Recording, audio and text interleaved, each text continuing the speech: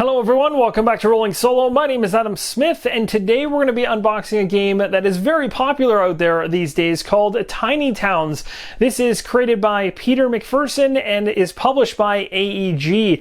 It is solo playable out of the box and says it runs about 45 minutes. We're going to go ahead and flip this thing over, take a look at the back of the box, become a little more accustomed to what it's all about, and then we're going to dive into the components. In Tiny Towns, you are the mayor of a tiny town in the forest where the smaller creatures of the woods have created a civilization hidden away from predators. This new land is small and the resources are scarce. You take what you can get and never say no to building materials. Cleverly plan and construct a thriving town and don't let it fill up with wasted resources. Whoever builds the most prosperous tiny town wins. So as it states here on the back of the box, the major objectives you're doing in this game are you're using resources to construct buildings and trying to build your town.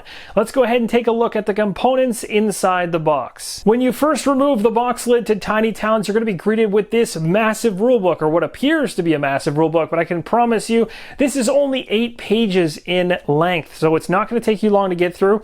The welcome section at the very top here, we've already read out the back of the box. The objective is right here, literally stating you have a 4x4 grid on which you're putting resource cubes in a specific layout to construct buildings. That is your goal.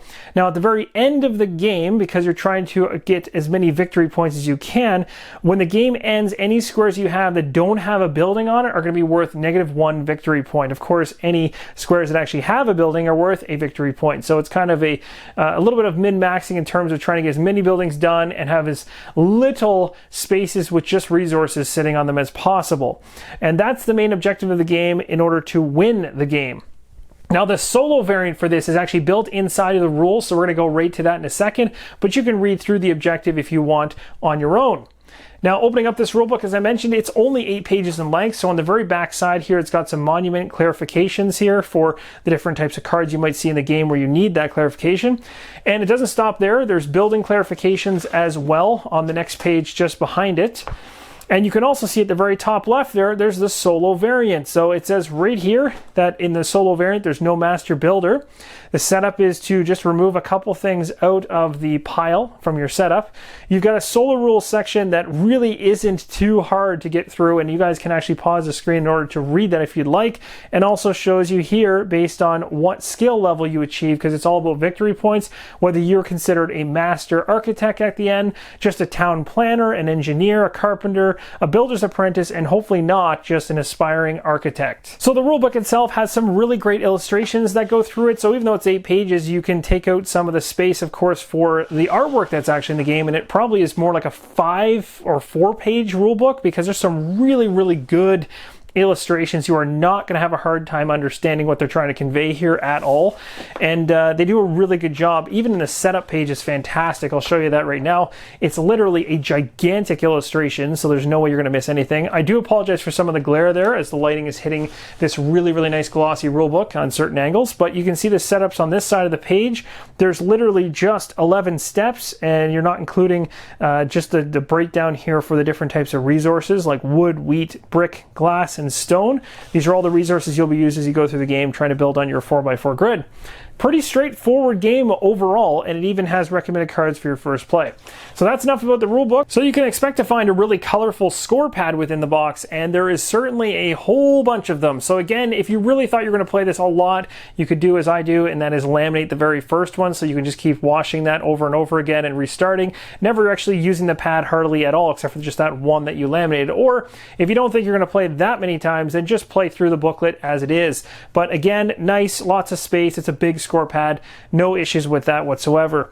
Moving further on here, we have some tiles we need to go through. Of course, these should be pretty straightforward because they're just going to be the 4x4 grids for each of the players playing, and if you're playing solo, you'll be using one of these, so it simply is a grid 4x4 for you to build on. And there are 4 of them in the box. Sorry, there's 6 of them in the box. My apologies. Quite a bit more than I actually expected there. But again, I'm looking at this from a solo perspective, so that kind of changes my viewpoint. We've also got some cards in here. Now, these cards would make more sense. I think they're supposed to be sitting there. They might have fallen out when I flipped it over. And then we've got some cards up here in the top left. We'll go through both of those next, but first, before that, we'll go through some of the tokens at the bottom here. So here is one of the packages opened up. It looks to me like this hammer has to be the first player token. That would be my guess. So I guess if you're playing solo, you'll just be having this hammer in your hands all the time. You've also got some what look to be kind of keeps, like castle keeps of some type, maybe. Maybe they're considered a building, and that would kind of make sense. This is just a guess on my part, but I went ahead and I dumped out all the tokens, guys. There is a ton of them in this game. There's way more than I thought there was. We're going to be going through each one of these bags, but there's a whole bunch, and they're all custom cut. Of course, they're made of wood. Here's a nice up-close look at these green tokens. You can see the bag up here in the top left-hand corner, still full of them, but here's an example of some of them and the cut belonging to them. Again, these represent buildings. Of what type, I'm not sure of just yet. And here are the blue ones. Again, completely different look to them, and there's probably more than half of them left in the bag up here as well. Some of these tokens are getting quite a bit larger, and there's more in that bag over there as well. So here is a look at the cut for what looks to be the black wooden token buildings. Here's a look at the orange ones as well. There's a ton of them in the bag too. Again, totally different look. The more I see these different types of tokens, the more I want to know what they represent exactly. They're really cool looking, and I believe this actually ends the custom cut wooden tokens that are inside the box. There are some more tokens, but they're more generic. Here's a look at the resource tokens that come within the game, and as you've noticed now, and especially from the rule book, we know that these resources tie to a specific type of resource, like stone, for instance, but again, they also seem to reference or potentially reference some of the building colors, maybe.